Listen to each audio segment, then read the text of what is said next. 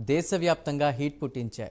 జాతీయ స్థాయిలో వైద్య విద్య కోర్సుల ప్రవేశాల కోసం నిర్వహించిన నీట్ పరీక్షలో 67 మందికి ఫస్ట్ ర్యాంక్ రావడంపై నిరసనలు వెల్లువెత్తడంతో కేంద్ర విద్యాశాఖ స్పందించింది. అవకతవకలు జరిగాయన్న ఆరోపణలపై యూపీఎస్సీ మాజీ చైర్మన్ సారథ్యంలో 4 సభ్యులతో హైలెవెల్ కమిటీ వేసింది.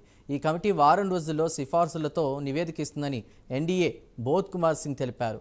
1500 మందికి పైగా అభ్యర్థులకు ఇచ్చిన గ్రేస్ మార్కుల్ని కమిటీ సమీక్షిస్తుందని, ఆ తర్వాత వారి ఫలితాలను సవరించే అవకాశం ఉంటుందని కూడా తెలిపారు.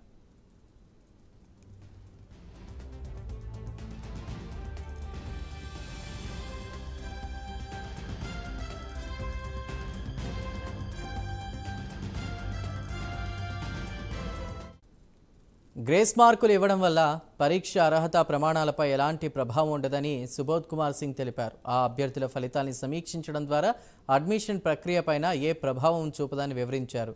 నీట్ పరీక్షలో అక్రమాలు జరిగాయన్న ఆరోపణలు ఖండించిన ఆయన పేపర్ లీక్ కాలేదని, అవకతవకలేమీ జరగలేదని స్పష్టం చేశారు.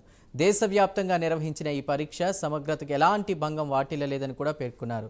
ఎన్సీఆర్టీ పాఠ్యపుస్తకాల్లో మార్పులు, పరీక్షా కేంద్రాల వద్ద సమయం కోల్పోవడంతో ఇచ్చినటువంటి గ్రేస్ మార్కుల వల్లే ఆ విద్యార్థులు అధిక మార్కులు సాధించడానికి కారణాలను వివరించారు. అయితే ఆ విద్యార్థులకు మళ్లీ పరీక్ష నిర్వహిస్తారా లేదా అనే ప్రశ్నకు ఆయన స్పందిస్తూ ఈ అంశంపై నిర్ణయం కమిటీ ఫార్సులను బట్టి ఉంటుందని చెప్పారు.